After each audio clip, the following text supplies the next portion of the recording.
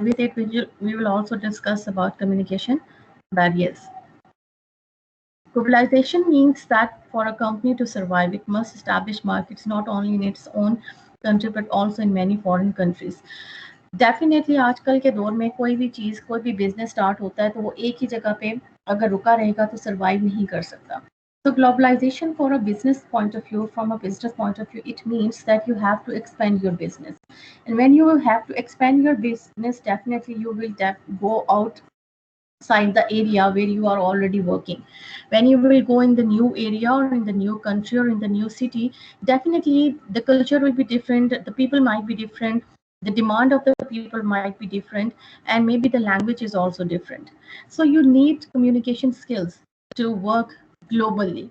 If you are not good in communication to work in different areas, definitely it would be a setback for your business. So thus employees must understand other cultures as well as their own country's ethnic diversity. Three fundamental topics as a basic for communicating effectively with people from the countries is the background to intercultural communication, national culture variable, and the individual variables.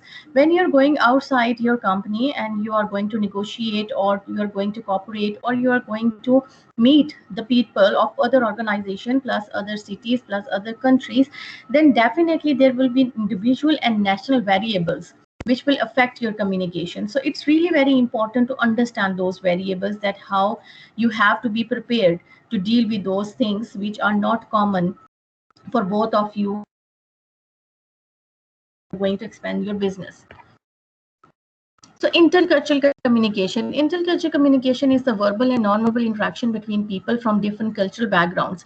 ये चीज़ मुल्क के अंदर भी हो सकती है, एक company के अंदर भी हो सकती है, जहाँ पे different culture के लोग जो हैं वो काम करते हैं इकट्ठे. Intercultural communication is not simply a language proficiency. Communication requires the ability to understand language, but just think about how much of your communication with even your own friend is non-verbal. So actually, it's not all about communicating with a language. It's more than that. Your body language, your gestures, the way you talk, the tone of your language or the tone of your conversation while talking to a business partner or the people with whom you're going to do work. So all these things are really very important and to understand. There are some national culture variables. National culture variable ऐसे हैं जो कि बड़े पैमाने पे, macro पैमाने पे जो है वो बिजनेस के ऊपर या आपकी जो कम्युनिकेशन स्किल्स हैं उसको अफेक्ट कर सकते हैं. वेरिएबल्स का मतलब है जो चीज़ें चेंज होती जाती हैं टाइम टू टाइम और जो बदलती हैं फ्रॉम कंट्री टू कंट्री और from region to region. For example education, law and regulation, economics, politics, religion, social norms, and language. Just suppose we are going to China for your business expansion and you're going to do some work over there, और employ के तौर पे जा रहे हैं या कोई business expand करने लगे हैं या वहाँ की मार्केट से रिसर्च करने के लिए जा रहे हैं. So definitely there will be a lot of variables there. Obviously education के लिहाज से चाइना हमसे काफ़ी आगे है, लॉ एंड रेगुलेशन के लिहाज से काफ़ी आगे है. Obviously law and regulation of the rules of the countries are different. तो वो आपकी कंट्री में हो सकता है डिफरेंट चीज़ें, डिफरेंट तरह के से रूल्स और रेगुलेशन हों या उनको इस तरह फॉलो ना किया जाता हो. जहाँ आप जा रहे हैं वहाँ पे बहुत ज़्यादा जो है वो रिस्ट्रिक्शंस हों. देन इकोनॉमिक्स जो है वो हर इकोनॉमिक पॉलिसी हर मुल्क की डिफरेंट होती है, इकोनॉमिक अप्रोच लोगों की डिफरेंट होती है, पॉलिटिकल जो है सिनेरियो है वो डिफरेंट होता है. रिलीजन डेफिनेटली, अब जिस तरह सबसे बड़ा मसला बीइंग मुस्लिम अगर किसी को हो सकता है इस तरह की कंट्री में, तो वो खाने का भी हो सकता है कि आपका जो रिलीजन है आपके लिए रिस्ट्रिक्शंस हैं, हर एक रिलीजन की अपनी. फिर दूसरों के रिलीजन को आपको जो है वो इम्पोर्टेंस भी देनी पड़ती है, उनको रिस्पेक्ट भी देनी पड़ती है जब आप किसी ऐसी जगह पे हैं जहाँ पे टोटली लोग आपसे डिफरेंट हैं. Then there are social norms as well, social customs जो कि कल्चरल ओरिएंटेड होते हैं. वहाँ के लोगों का जिस तरह सलाम करने का तरीका हो सकता है डिफरेंट हो, रहने सहने का डिफरेंट हो सकता है, खाने का डिफरेंट हो सकता है. तो सोशल नॉर्म्स जो है वो हर सोसाइटी की डिफरेंट होती हैं. सो मे भी बहुत सारी चीज़ें उनके लिए एक्सेप्टेबल हो, हम लोगों के लिए एक्सेप्टेबल ना हो. लैंग्वेज बैरियर भी हो सकता है, डेफिनेटली लैंग्वेज डिफरेंट हो सकती है. So these are the national variables जो कि नेशनल लेवल पे ये बड़े पैमाने पे वेरिएबल्स जो हैं फेस करने पड़ सकते हैं. सो अ बिजनेस मैन और a person who is going to work with multicultural people, उनको इन चीज़ों के लिए पहले से फिर प्रिपेयर होना पड़ता है. देन इंडिविजुअल कल्चर वेरिएबल्स, ये थोड़ा सा इंडिविजुअल जो है पर्सन के साथ रिलेट करते हैं कि आप टाइम को किस तरह इंपॉर्टेंस देते हैं और नेक्स्ट पर्सन जिसके साथ आप बिजनेस करने जा रहे हो या जिसके साथ आप काम करने जा रहे हो वो टाइम को किस तरह से इंपॉर्टेंस देता है। ये भी कल्चर टू कल्चर ये चीज़ वेरी करती है। हमने ये चीज़ पहले भी पढ़ी थी, जिस तरह पाकिस्तान में टाइम को इतनी इंपॉर्टेंस नहीं देते हैं लोग, वो इतने पंक्चुअल नहीं है।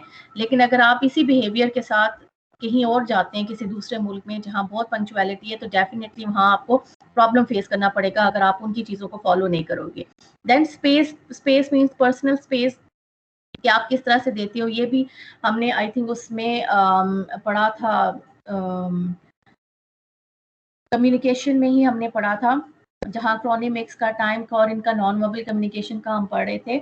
तो पर्सनल स्पेस कितनी देते हैं। अब हमारे यहाँ एक कल्चरल व्यू है कि कितना स्पेस देना है। अगर खातून है तो कितने स्पेस के साथ आपने बात करनी है, अगर मर्द है तो कितना स्पेस आप दे सकते हो।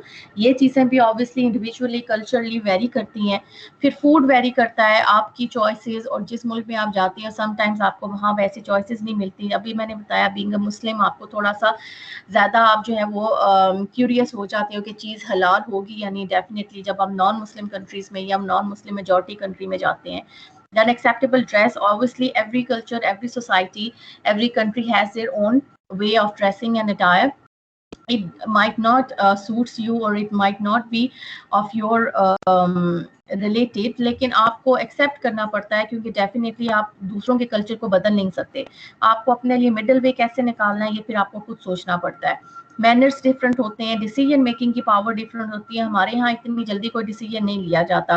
10 लोग बैठेंगे, उसके बाद कोई फाइल एक मेज से दूसरे पे जाएगी, दूसरे से तीसरे पे जाएगी, बट बाहर के मुल्कों में यूजुअली ऐसा नहीं होता।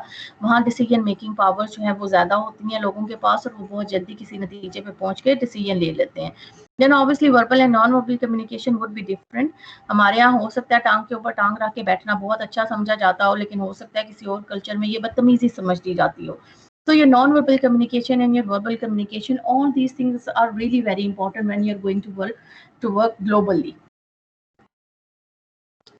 उसके बाद है communication barriers. Obviously, when you are communicating with a lot of people, whether you are a businessman, whether you are a student, or whether you are a normal person, a normal sales person, all of us are doing a lot of things with communication. Communication, again, it is not all about speaking or listening. It's more than that. Non-verbal communication is also important. So there would be communication barriers, and it's not always about the language barrier कि हम जिस तरह हमें अक्सर लगता है कि English जो है वो बोलने में हमें लैंग्वेज बैरियर जो है वो बहुत फेस करने पड़ते हैं, but it's not the only case. Urdu बोलने में भी हमें बैरियर्स फेस करने पड़ते हैं। For example, if somebody suddenly asks you to come on the stage and share your thoughts, तो इवन उस जगह पे हमने उर्दू ही बोलनी होती है या अपनी जो भी रीजनल लैंग्वेज है वो भी बोलनी हो, तो हम उसमें भी कंफ्यूज हो जाते हैं, feel barriers. So how you can overcome barriers and which are actually the major barriers which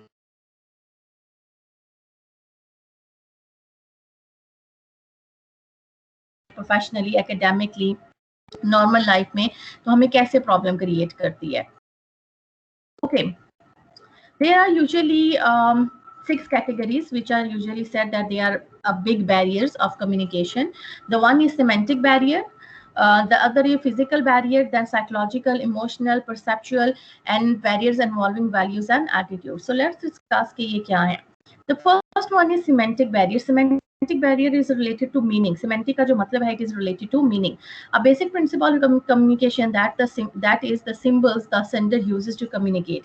अब बेसिकली इसका सिमेंटिक बैरियर जो है वो टोटली डिपेंड करता है कि आप वर्ड्स क्या इस्तेमाल कर रहे हैं, क्योंकि समटाइम्स क्या होता है कुछ वर्ड्स ऐसे होते हैं जिनके 2 या 3 मतलब निकल रहे होते हैं, वो बैरियर क्रिएट कर सकते हैं कि अगले बंदे को समझ ना आए। कुछ वर्ड्स ऐसे होते हैं जो कि स्टैंडर्ड लैंग्वेज में यूज़ नहीं हो रहे होते, स्लैंग में यूज़ हो रहे होते हैं, आम रूटीन में यूज़ हो रहे होते हैं, लेकिन किसी लैंग्वेज के स्टैंडर्ड वर्जन में नहीं होते। अब जो स्टैंडर्ड वर्जन फॉलो कर रहा होता है उसको वो वर्ड्स जो है समझ में नहीं आते। इसमें यूजुअली 2 कैटेगरीज होती हैं सिमेंटिक्स में, एक डेनोटेशन है और एक कॉनोटेशन है। A denotation is usually the dictionary definition of a word. Denotation का मतलब है डिक्शनरी मीनिंग। फॉर एग्जाम्पल, यहाँ पे एग्जाम्पल भी दी है, car, desk, book, house and water. अब ये कोई भी आपसे पूछेगा कार क्या है तो इसका डिक्शनरी मीनिंग क्या है, a thing with a 4 wheel and steering, या इस तरह की आपको एग्जांपल देंगे। अगर कोई डेस्क का पूछेगा कि डेस्क का क्या मीनिंग है, आप उसमें डिक्शनरी में भी चेक करें तो इसमें भी इसी तरह का होगा, 4 लेग थिंग और समथिंग लाइक दैट। बुक है तो समथिंग हार्ड टू रीड तो इस तरह की डेफिनेशन जो है, जो एक्चुअल वर्ड्स को डिफाइन करती हैं, वो इनको डेनोटेटिव मीनिंग होते हैं। तो receiver has a similar understanding of the thing in which the word is used. तो बेसिकली जो उसका मीनिंग होता है उसकी एसोसिएशन के साथ उसको अंडरस्टैंड किया जाता है। The other thing is connotation. ये भी meaning से relate करता है, but a connotation is an application of a word or suggestion separate from the usual definition. अब ये वो meaning है जो कि dictionary meaning के साथ relate नहीं करता. It is different from dictionary meaning. Some words have connotative meanings, that is qualitative judgment and personal reactions. The word man is denotative, father, prophet, brother are connotative. अब अगर आप एक word man देखते हो कि कोई पूछे कि इसका क्या मतलब है, तो डेफिनेटली ये एक डेनोटेटिव जो है वो एक्सप्रेशन है। इसका डिक्शनरी मीनिंग आप उर्दू में अगर देखेंगे तो आप कहेंगे मर्द, लेकिन कॉनोटेटिव मीनिंग क्या है कि हमने डिफरेंट मीनिंग्स के तौर पर हम इसको किस तरह यूज कर सकते हैं apart from dictionary meaning. That is father, profit, brother are connotative. Likewise अगर हमने ऊपर अभी कार का वर्ड यूज किया था कि कार जो है वो क्या है, डेनोटेटिव मीनिंग है। अब अगर इसकी जगह हम कोई और एक्सप्रेशन यूज कर लें, फॉर एग्जांपल अगर मैं पराडो का वर्ड यूज करूं, तो पराडो जो है वो कॉनोटेशन है, क्योंकि now I am talking about a specific thing. मैं इन जनरल एक डिक्शनरी वर्ड की बात नहीं कर रही, तो मैंने उसका मीनिंग थोड़ा सा जो वर्ड यूज किया उसकी वजह से उसका मीनिंग थोड़ा चेंज हो गया है। लाइकवाइज अगर खाली बुक है, बुक के साथ अगर मैं कोर्स बुक का वर्ड यूज करूं, कोर्स बुक, तो उसका मीनिंग जो है वो थोड़ा चेंज हो जाएगा। सो एक्चुअली डेनोटेशन मीनिंग जो है वो हर जगह यूज नहीं हो रहे होते, बहुत सारी जगहों पे हम कॉनोटेटिव मीनिंग्स यूज कर रहे होते हैं, वो मीनिंग्स जो कि डिक्शनरी में नहीं होते, लेकिन हम लोगों ने खुद वो मीनिंग एसोसिएट किए होते हैं उन वर्ड्स के साथ। So some words have positive connotation in some contexts and negative meanings in others. For example, slim girl and slim chances. So different words के different meanings होते हैं और different occasion में different sense देते हैं। इसलिए ये एक बैरियर बन जाता है अगर आपका लिसनर जो है उन चीजों को अंडरस्टैंड नहीं कर पा रहा, then it would be a problem. तो इसलिए जब हम कम्युनिकेशन करते हैं, इसलिए एक जो टिप होती है कम्युनिकेशन की वो ये होती है कि सिंपल वर्ड्स यूज करें, स्ट्रेट वर्ड्स यूज करें, फेमिलियर वर्ड्स यूज करें, ताकि जो सुनने वाला है वो अंडरस्टैंड कर सके कि आपका मीनिंग क्या है। Next is physical barrier. Communication does not consist of words alone. Another set of series is caused by your own physical appearance, your audience, or the context of the document or the presentation, or your ideas, however good and however skillfully imparted, are at the mercy of various potential physical barriers. अब physical barriers क्या हो सकते हैं कि एक तो चीज चलें लिखने और बोलने में वर्ड्स का इस्तेमाल, लैंग्वेज का इस्तेमाल होता है, लेकिन इसके अलावा हम लोग बहुत सारी चीज़ों को देख रहे होते हैं कि वो अपीयरेंस वाइज कैसी हैं। जैसे अगर आप एक एप्लीकेशन एक पेज पे लिख के किसी को देखते हैं, तो पेज की क्वालिटी क्या है, अगर वो पेज कहीं से फटा हुआ है या रफ हुआ है या इस तरह से कोई इतना अच्छा नहीं लग रहा, तो वो आपका इंप्रेशन खराब कर देता है। So this is what we call physical barrier. और यही चीज़ स्पीकिंग में भी हो सकती है कि समटाइम्स हम मबलिंग शुरू कर देते हैं, समटाइम्स हम हेजिटेशन शुरू कर देते हैं, हम पॉजेज लेना शुरू कर देते हैं बहुत ज़्यादा, तो ये भी उसमें शामिल होता है। So for writing, there is a whole barrage of possible physical blocks, jammed or jagged margins, fingerprints or smudges, unclear photocopies, unreadable word processor. अब जिस तरह आप लोग पेपर्स भेजते हैं, तो अक्सर फिजिकल बैरियर मुझे फेस ये करना पड़ता है कि आप लोगों के पेपर्स जो आप पिक्चर्स लेते हैं वो क्लियर नहीं होती, जिसकी वजह से वो सही समझ नहीं आती। कुछ बच्चे जो है वो हॉरिजेंटल की बजाय वर्टिकली जो है वो चीज़ें डाल देते हैं, पिक्चर्स डाल देते हैं।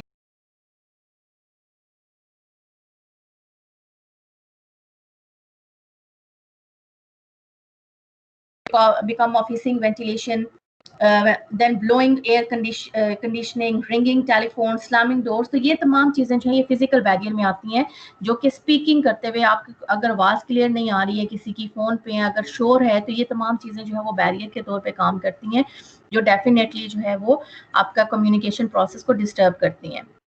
Then psychological barrier. Because of the changing world, everyone has its own concept of reality. Sensory perceptions, touch, sight, hearing, smell, and taste are limited, and each person's mental filter is unique.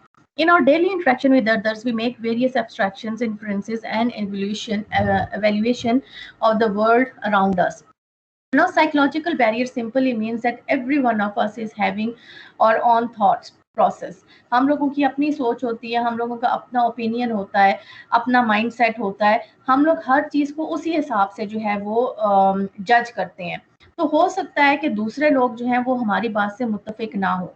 ये एक common scenario है जो हमें face करना पड़ता है। और सबसे इसमें टफ चीज़ ये होती है that we being human, we don't understand this thing that we are having different mentality and we are having different psychological state. Sometimes किसी की तबीयत भी खराब होती है, कोई बहुत स्ट्रेस में होता है, एंजाइटी में होता है, तो उस वक्त जाहिर बात है कि उसके बात करने का तरीका बदल जाता है और वो एक बैरियर भी क्रिएट कर सकता है क्योंकि अगर अगला बंदा उन चीज़ों को अंडरस्टैंड नहीं कर रहा।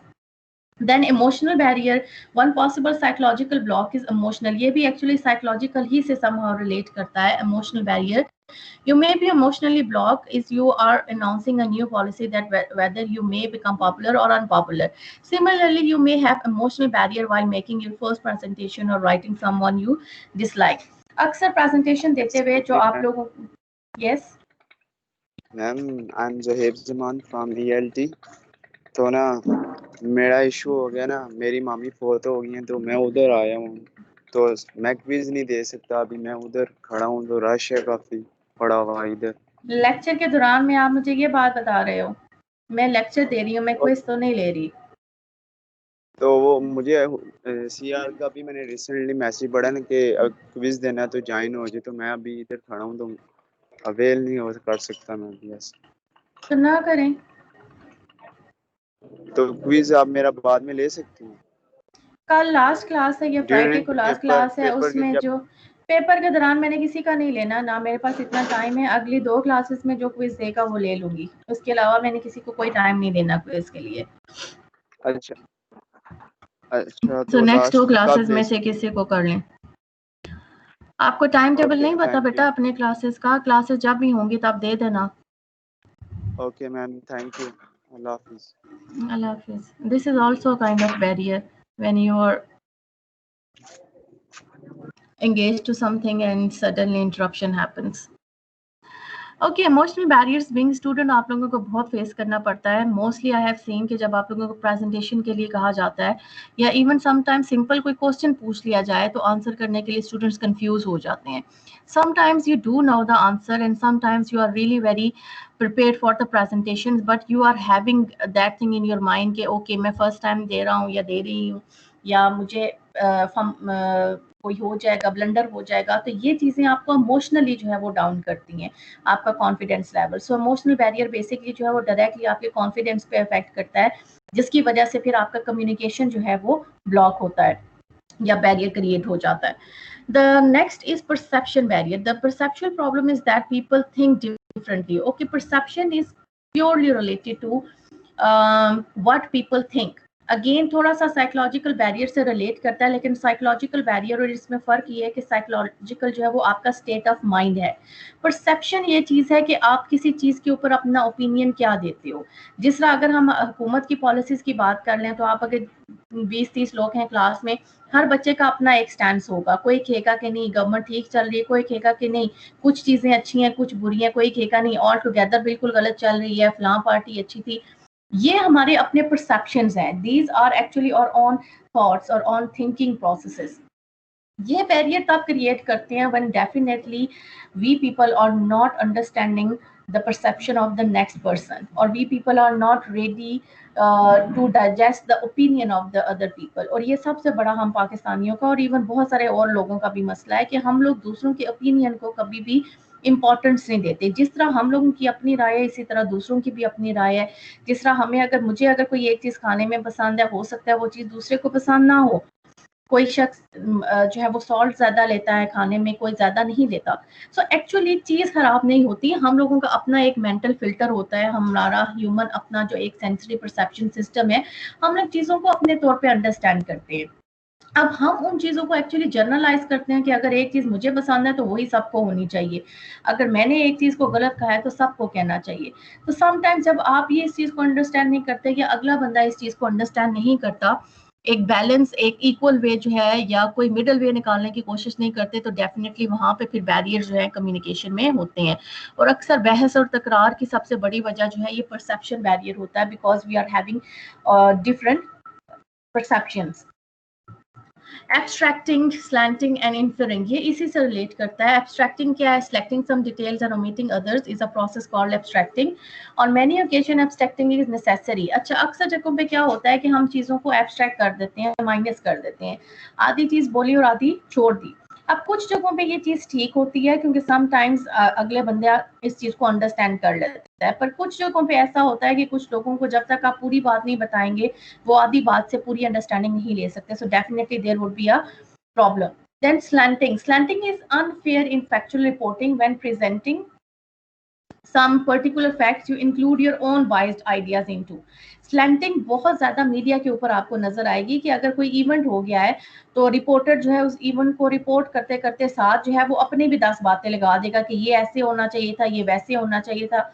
अब ये चीज जो होती है डेफिनेटली ये ओपिनियन आपका वहां पे शो कर देती है जिसकी जरूरत नहीं होती। समटाइम्स आपको सिर्फ एक इवेंट को बताना होता है, लेकिन जब आप उसमें अपनी राय देना शुरू कर देते हो कि नहीं यहाँ पे फलां की गलती थी, ये ऐसे होना चाहिए था, ये वैसे होना चाहिए था, तो वहां पे स्लांटिंग शुरू हो जाती है। और डेफिनेटली जब स्लांटिंग होती है, फिर जब एक बंदा अपना पर्सनल बाइस्ड ओपिनियन के ऊपर जो है कोई चीजें बात कर रहा होता है तो फिर जो बाकी लोग हैं वो भी अपने ओपिनियन की बेस के ऊपर राय कायम करते हैं और वहां से बहस और तकरार शुरू हो जाती है। Next is inferring. Inferring means conclusions made by reasoning from evidence are called inference. We make assumptions and draw conclusions. अक्सर क्या होता है हम किसी नतीजे पे पहुंचते हैं कि फलां चीज अगर हुई है तो उसका जो है ना असल में ये बात हुई होगी। अब ये इन्फरेंस जो होता है, ये जो नतीजा होता है, ये हमारा अपना बैकग्राउंड नॉलेज की वजह से होता है। जो हमारे पास नॉलेज होता है हम उसके बेस पे कहते हैं अच्छा फलां इवेंट अगर फलां वाकया हुआ है तो इसमें तो यही अफराद मुलव्वस होंगे, हम ये चीज अखज कर लेते हैं। तो ये बेसिकली ये भी हम अपने मेंटल फिल्टर्स की वजह से करते हैं। अब ये चीजें इन्फर करने वाली वो सही भी हो सकती हैं, जो चीजें हमने सोची हैं हो सकता है वैसा ही हो सकता है वैसा ना भी हुआ हो। तो ये चीजें कम्युनिकेशन के अंदर जो है वो बैरियर क्रिएट करती हैं। Next is barriers involving values, attitudes etcetera. Both personality and attitude are complex cognitive process. Cognitive का मतलब है मेंटल प्रोसेस जो इननेट आपका दिमाग से रिलेट करता है. The difference is that personality usually is thought of as the whole person, whereas attitude may be make up to the personality. The term attitude describes people and explains their behavior. More precisely, an attitude can be defined as a persistent tendency to feel and behave in a particular way towards some object. For example, Naim does not like night shift, so his attitude is negative towards his work assignment. Okay, basically values और attitudes किस तरह से जो है वो shape करती हैं हमें, हमारी पर्सनालिटी को बहुत शेप करती हैं। एक नेगेटिव पर्सन जो है उसकी पर्सनालिटी एक नेगेटिव बन जाती है और फिर हर बंदा उसके मतलब कहता है कि इसने तो हर चीज़ नेगेटिव ही करनी होती है। इसी तरह अगर कोई पॉजिटिव माइंडेड पर्सन है तो उसकी पर्सनालिटी भी पॉजिटिव जो है वो डिपिक्ट होती है और अब बंदा कहता है कि नहीं ये सही है, ये पॉजिटिव एंगल से देखता है। सो बेसिकली कम्युनिकेशन के अंदर अक्सर क्या होता है, हम अक्सर बात करते हुए कहते हैं जी कि फलां बंदे का एटीट्यूड बड़ा रूड था, हालांकि उसने अल्फाज से कुछ नहीं कहा होगा लेकिन उसका नॉन वर्बल बिहेवियर जो है या उसका टोन आपको ऐसा लगा होगा कि वो इंसल्टिंग है। सो जब इस तरह की चीजें आप ऑब्जर्व कर रहे होते हैं specially face to face communication में, तो ये कम्युनिकेशन बैरियर क्रिएट करती हैं कि डेफिनेटली आपको लग रहा होता है एक बंदा अगर कॉपरेट नहीं कर रहा आप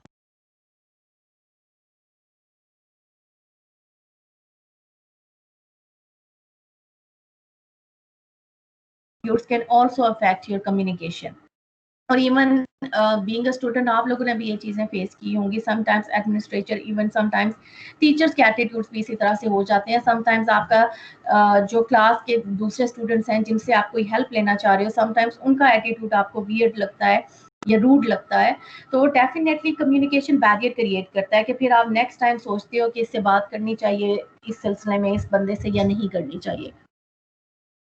सो these are few communication barriers. Close minded and अच्छा क्लोज माइंडेड ये इसी का हिस्सा है.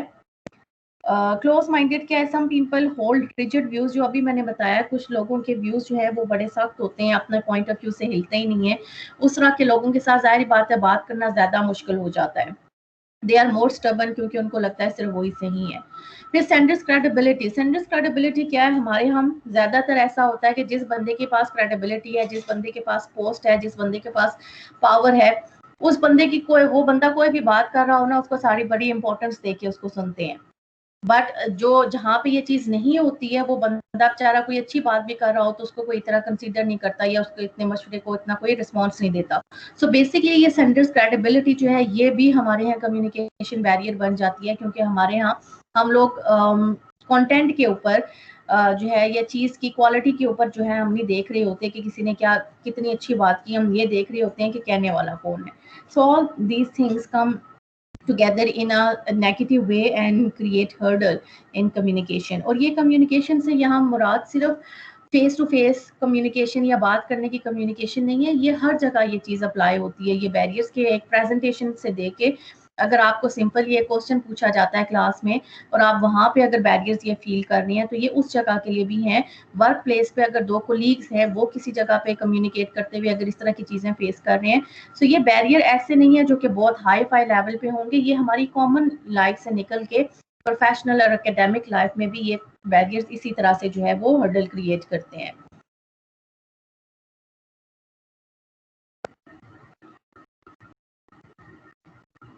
Okay, overcoming the barriers of effective communication, how you can overcome. ये एक छोटी सी एक समरी है कि इफेक्टिव कम्युनिकेशन स्किल्स के अंदर आप किस तरह से कम्युनिकेशन बैरियर्स जो डिफरेंट टाइप्स हैं उनको ओवरकम कैसे कर सकते हैं। Okay, let's start from the right side. Simple words, ये मैंने आपको पहले कहा कि कम्युनिकेशन के अंदर स्पेशली जब आपकी कोई प्रेजेंटेशन हो, कोई मीटिंग हो या कोई इस तरह की चीज हो, तो कोशिश करनी चाहिए कि सिंपल वर्ड्स यूज करें ताकि कोई कंफ्यूजन ना हो। Then again body language counts a lot, क्योंकि जाहिर बात है आप समटाइम्स बहुत अच्छी बात भी कर रहे हो लेकिन अगर आपके फेशियल एक्सप्रेशन बुरे होंगे, आपकी टोन बुरी होगी तो लोगों को वो चीज़ अच्छी नहीं लगेगी। तो आपकी बॉडी लैंग्वेज अच्छी होनी चाहिए। कल्चरल सेंसिटिविटी हमारे यहाँ लोगों में बहुत कम है। हम लोग फौरन कहते हैं जी कि हाँ फलां शहर के लोग तो होते ही ऐसे हैं, फलां देहात के लोग तो होते ही ऐसे हैं, फलां तरह के लोग या फलां फैमिली के लोग जो है वो होते ही ऐसे हैं। ये चीज़ें कल्चरल सेंसिटिविटी में नहीं आती हैं और समटाइम्स ये छोटी सी चीज़ बहुत बड़ी आग लगा देती है। तो बीइंग एन एजुकेटेड पर्सन और अगर आपने कम्युनिकेशन एक स्मूथ वे में करनी है तो it's really very important that you should show some cultural sensitivity, कि आप शो करें कि आप रिस्पेक्ट करते हैं तमाम कल्चर्स को। Then checking for understanding, check करें कि आप अंडरस्टैंडिंग किस तरह से डेवलप कर सकते हैं, आप किस तरह से बहुत इजीली कम्युनिकेट कर सकते हैं कि अगला बंदा अगर आप कोई प्रेजेंटेशन दे रहे हैं, कोई मीटिंग में कोई चीज़ डिस्कस कर रहे हैं या सिंपल एक फेस टू फेस टॉक है या किसी को टेलीफोन पे कोई चीज़ एड्रेस कर रहे हैं तो आप कैसे समझा सकते हैं। Seeking participation, okay if participation is necessary, तो आपने किस तरह पार्टिसिपेशन खुद भी करनी है और लोगों के बिहाफ पे किस तरह लोगों को जो है वो सीख करना है कि वो प्रेजेंटेशन पार्टिसिपेट करें डिस्कशन के अंदर या कम्युनिकेशन के अंदर, क्योंकि जाहिर बात है कम्युनिकेशन एक बंदा अकेला नहीं कर सकता। So participation is necessary. Then effective questions, if you have some questions, आपको कोई चीजें कंफ्यूज कर रही हैं, so make questions. Effective questions can definitely reduce the communication barrier. जो चीजें आपको समझ नहीं आ रही है उनको ऑटोमेटिकली फिर आपके क्वेश्चंस जो हैं उनको क्लियर कर देंगे और रिड्यूस कर देंगे। Summarising what has been said, जो भी कहा गया है, जो आप बीइंग अ लिसनर सुन रहे हैं तो उन चीज़ों को समराइज करें ताकि उनको अंडरस्टैंड करना आपके लिए ईजी हो। Last but not least is connecting with the audience. This thing is important, especially when you are giving presentations. अक्सर स्टूडेंट्स क्या करते हैं प्रेजेंटेशन देते हुए, दे नेवर बॉदर कि स्टूडेंट्स आगे बैठे हुए हैं और ऑडियंस बैठी हुई है, वो कोई छत पे देख रहा होता है, कोई दाएं बाएं देख रहा होता है, कोई एक ही तरफ देखना शुरू कर देता है, बाकी क्लास को देखता ही नहीं है। अब उसमें ये होता है कि ऑडियंस को लगता है कि that presentation is not for them, और जब ऑडियंस को ये लगेगा कि प्रेजेंटेशन हमारे लिए नहीं है तो डेफिनेटली उनका इंटरेस्ट खत्म हो जाएगा। So it's really very important to have eye contact with the audience ताकि ऑडियंस को भी लगे कि आप उनके लिए बोल रहे हैं। ये कम्युनिकेशन बैरियर्स को रिड्यूस कर देती है और बेहतर अंडरस्टैंडिंग के लिए ये चीज़ इंपॉर्टेंट है। Okay, that's it for today.